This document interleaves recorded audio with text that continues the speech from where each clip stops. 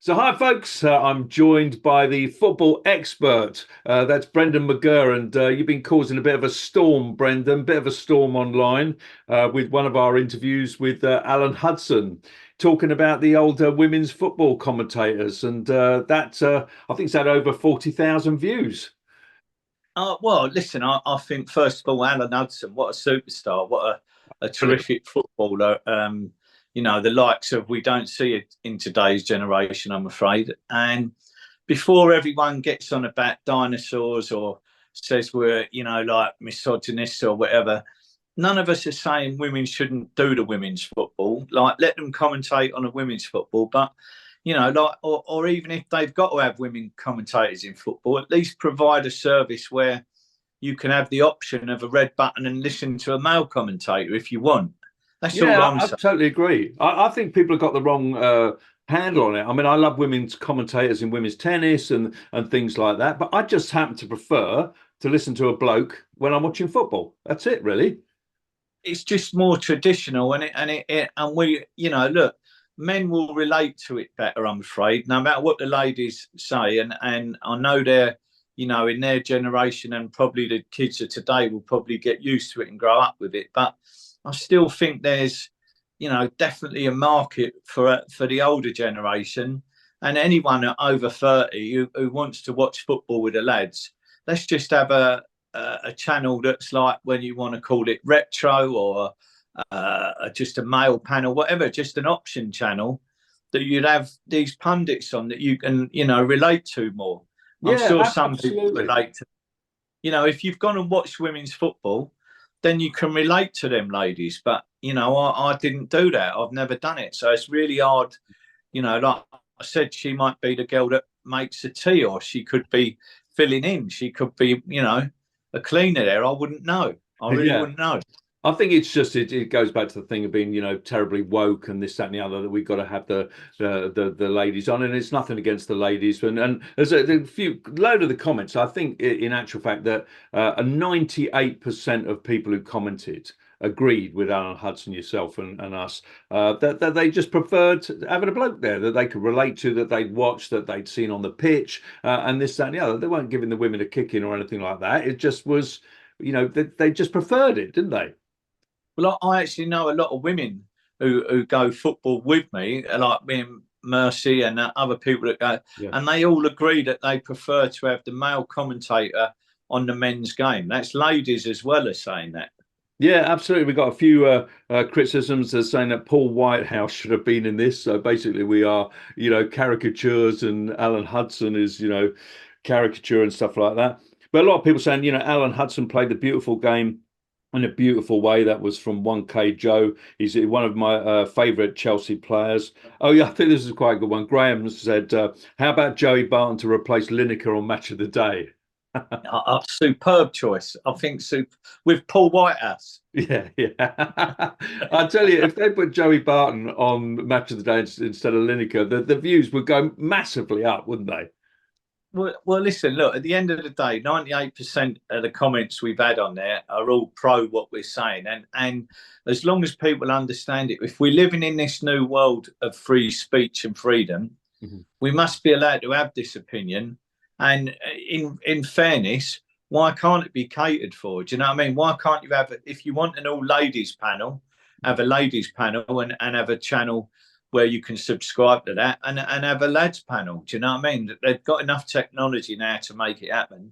Ratings would speak for themselves on it. And Oh, even if the ladies might be a bit smaller or a bit lower, but if it done a job and people enjoyed it, then good luck to them watching them ladies.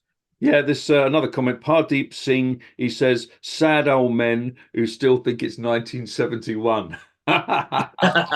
Listen, that is a good cup final. Charlie George scored a great goal in 1971, so there Yeah, was nothing wrong with that, mate. that was great. No, but I didn't really realise that we were that old, Brendan. I thought old was like 80 or something, but I don't think we kind of hit that yet. Do you feel like you're a sad old man? Well, listen, we're all getting older, do you know what I mean? But Yeah. I don't think, why should we be sad about it? We had I think we lived through a terrific time. Do you know what I mean? Sports wise, I do think football, and we're getting a watered down version. If you see the way players are falling over and diving and rolling about now, do you know what I mean? Imagine the players of the 70s now; they would be just laughing at that whole thing. Where did they dig these dinosaurs up from? Tossers. I don't know if I've got to delete that word. Well, listen, I'm a tosser. I'm still an old tosser. You know, nothing wrong with being a tosser at this age. Exactly. Fantastic. Stephen Holmes says Jack Charlton was the best with Clough, Allison, and Derek Dougan. I love Jack Charlton and Brian Clough on the panel, and Malcolm Allison. Do you know what I mean? I think they was all flamboyant stars at the time, you know. Yeah, Derek Dougan was great, wasn't he? The old Wolves player. He was fantastic. He was a player in his day, wasn't he? You know. But Simon says women commentators are just a great example of how the game is being destroyed by woke ideology, which the BBC are in the vanguard of.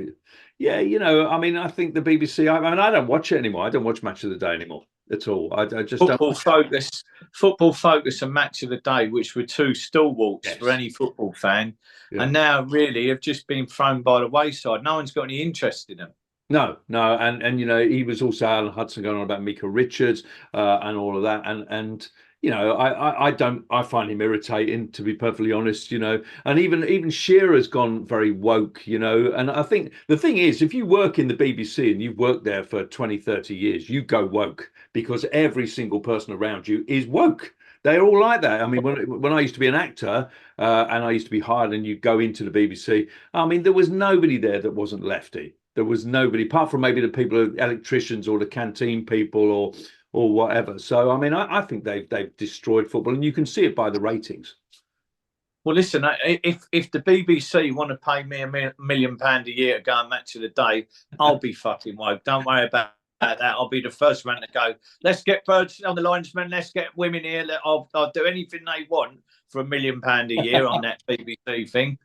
Oh yeah, I think I would. I mean, my principals would go. I'd take the money. Yeah, so there you go. I've always said it's not the principle, it's the money. So basically, we're a sad old men who are broke. That's what we're saying. So that's what broken moaning. That's what we are. Yeah. So well, Joey Barton, who led this kind of campaign, he's getting huge stick now. Huge stick. But I do wonder whether he's probably gone too far now, because he described the two ladies who were doing, I think, the FA Cup the other day. Crystal Palace, I think, against Everton. He bizarrely compared the pair to Fred and Rose West. I never knew they played for Crystal Palace. So I think Joey's probably gone a little bit too far with that comparison. And apparently now it's going into Parliament. You've got MPs. Britain's Sports Minister Stuart Andrew has vowed to put pressure on social media in the wake of Joey Barton's. I mean, this is ridiculous. He says dangerous and disgusting comments. Now, the Rose West thing, I mean, that is ridiculous, you know, to be fair to Joey, but you know, I mean, it is a bit ridiculous. But I mean, when they say it's dangerous, what is dangerous about saying that you prefer a male commentator?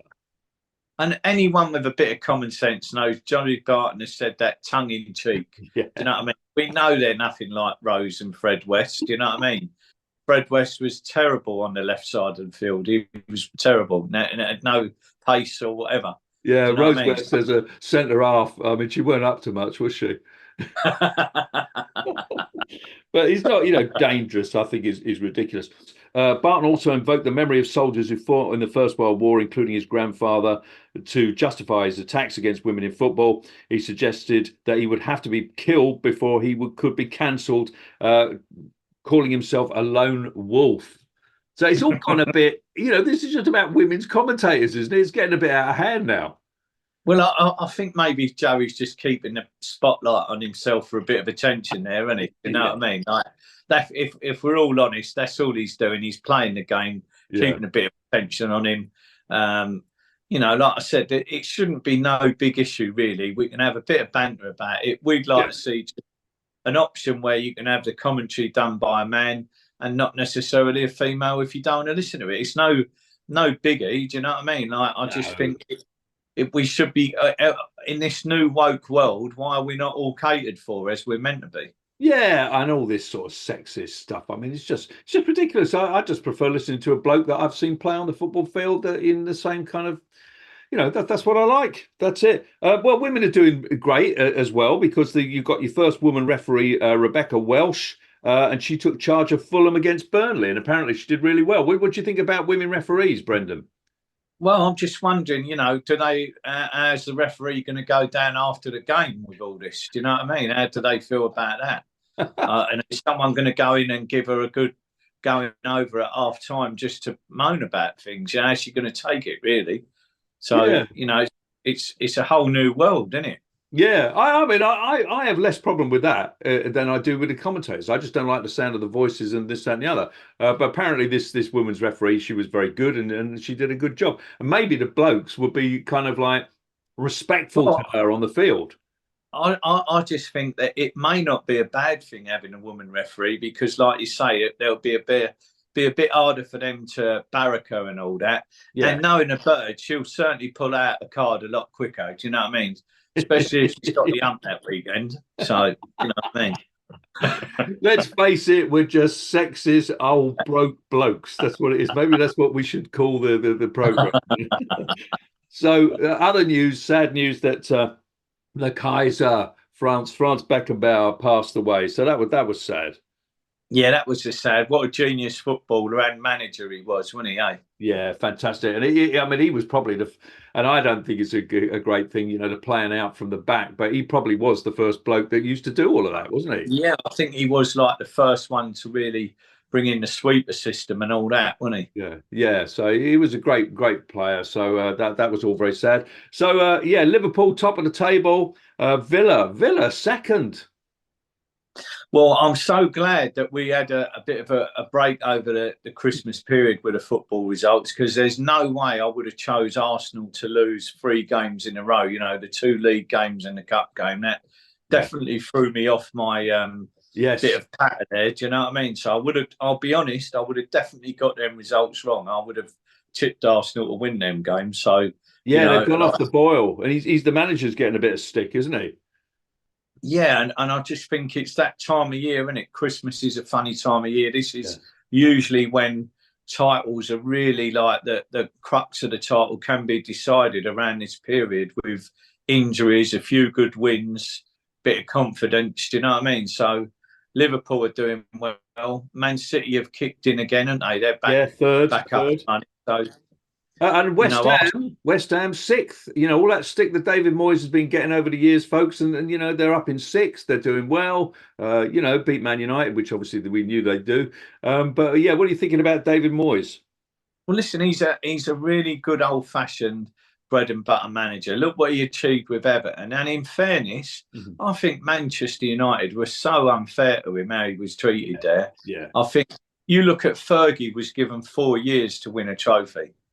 Right. And he come in, Moyes, knowing that team needed totally rebuilding at the time. And he didn't get the time, he didn't get the backing or the support. Do you know what I mean? But I think had he had been given a bit of time, what he's achieving with West Ham, imagine what he could have achieved with Man United had he been given the time. Yeah, I think he was only given like 6 months or something, and then he it was ridiculous. Although I suppose he won't mind. I think he got about a £6 million payoff. So that's the great thing about being a football manager. I never have any kind of sympathy for them because when they get fired, I mean, the rest of the contract's paid up. I mean, it must be fantastic. I mean, look, Wayne Rooney, how many 15 games he's been fired, hasn't he? Well, that's all right. He's not worried. Colleen's got enough money after the court case anyway. So. What do you think about these great players going into be managers? It's very mixed success, isn't it? I mean, I don't really see him as a manager that much. Wayne Rooney doesn't have that charisma or whatever. No, I think like you can tell a good manager at a young age, can't you? And I don't think Rooney's probably maybe his man management skills or relating to other players, youngsters may not be as good as it could be, but youngsters now are a bit fickle as well. Do you know what I mean? I think managers have to deal with an awful lot with the youngsters now because of their agents, the social media, the pressure. They can't actually tell the player off in some respects because he could turn the dressing room, or he could just, get the manager the sack. That's happened on a few occasions, hasn't it? Yeah, yeah, I think it's a totally different ball game. But a lot of these managers, Frank Lampard's had mixed success, Steven Gerrard, and all of that. They're not quite, tearing up the place, are they? No, I mean, like, as I say, I think the managerial skills today are changing, Mm-hmm. and the way that you handle players now, it's changing. Do you know what I mean? You've got an awful lot of different culture players, and you've got youngsters that have grown up here now with in a sort of way that we didn't have it, did we? Do you know what I mean? There was a lot more Discipline, firmness growing up. You know what I mean? Yeah, absolutely. Now, Emile Heskey has been in the High Court for bankruptcy. He didn't pay the 92,000. He got 42,000 penalty. Is there any kind of excuse for these well-paid footballers to end up like that, mishandling their money, or is it just unfortunate? I think we can all say there should be no excuse, but when you're handling that amount of money, depending on the financial team you've got around you, your friends, and some of the people you trust, money is a terrible thing. It's a terrible curse in any community, because it just provides a passage for greed, doesn't it? Do you know what I mean? No matter what you're doing, someone will be always after the money. Do you know what I mean? Yeah, when I see these footballers with these cars costing like 300,000 or 400,000 and all that, I think it's mad. Now Robbie Fowler seemed to have got it right. He bought masses of houses, didn't he? I think his portfolio is about 60 mil he's worth now, isn't it? Yeah, so he's doing good. Speaking of Robbie Fowler, I don't know if you saw that interview that he did, where he said that he was a better striker than Michael Owen. Well, what do you think about that? Well, I think he was on par with him. He weren't a bad striker, old Robbie Fowler, wasn't he? Do you know what I mean? And I did like him. He had a bit of character about him, didn't he, Robbie Fowler? Yeah, who would you have picked if you had had the choice of the two? I think Owen on his day would probably be if you remember Owen against Argentina in the World Cup when he was 18, he was he was unplayable in some ways with the pace and the speed. Yes. You know what I mean? So I think that's where he was ahead of Fowler in my view. Do you know what I mean? When he got older, he might have lost a bit of pace when he'd had a few injuries, but in his heyday, I think he'd have to pick Owen as the number one there. Yeah, it's a shame about Michael Owen because he was so fantastic to start with, and then of course he got those injuries, and the last 5 or 6 years of his career were not really anything. When he went to Newcastle and Man United and stuff like that, and I think it kind of sullied his reputation a bit, didn't it? Yeah, I mean, it was a shame when he had so much pace, and he was a really good player. But you could see them last few years of his career. I think he was more of a substitute at Man United than anything else, wasn't he? Yeah, he scored that great goal against City, if I remember, though, when he came on at sub. Yeah, that's right, in the last minute, wasn't it? Yeah, they all went mad with that one. Those were the days. But apparently, he used to arrive to his training by helicopter. Do you think that's a good move to, get yourself accepted with the other lads? Well, with the 20-mile-an-hour speed limits now, you can't blame him, can you? You know what I mean? I'm not knocking it, folks. I'm not knocking it. So, other news, only got a few more bits here. Barcelona are selling pieces of the new camp for fans for 360 quid. So, would you be buying a Charlton pitch for, and how much would it go for?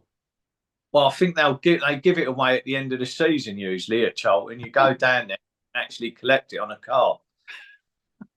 So you wouldn't pay 360 quid for it? No, I don't. Listen, I'd like to see anyone at Charlton to pay 360 quid for anything.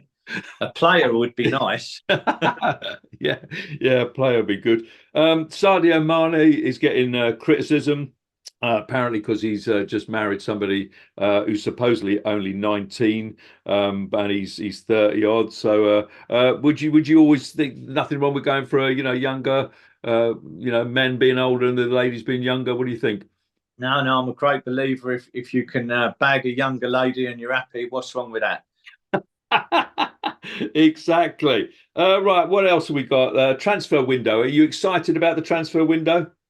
I didn't even know it opened at Charlton. I think we brought in a couple of loan signings, but I'm disappointed as a Charlton fan. We're once again at Christmas languishing about 10th in the table. Yeah. no real. I'm not sure we got any hope of finishing in the top six. Looking at I've been to the games over Christmas. The squad needs a proper overhaul. Yeah. I'm not necessarily blaming the manager, but the manager's on a bad run at the moment with Charlton, and like, they set a precedent. They sacked Dean Oldham for losing 5 games. This guy lost sort of 3 out of the last 4. Yeah, so he could go. Yeah, be another player. I think there's a role for you there, Brendan. I think possibly older man, experienced. You've got discipline, humour. Well, I have got a theory about Charlton and managers, and I do genuinely believe that Charlton should have a South-based manager or a London-based manager. Yes. Purely because a lot of the players in the catchment area are from South London.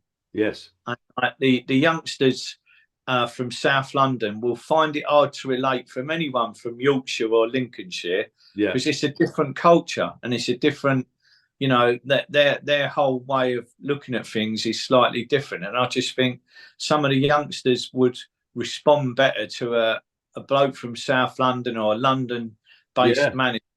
They'll relate to him. That's just my opinion. Do you know what I mean?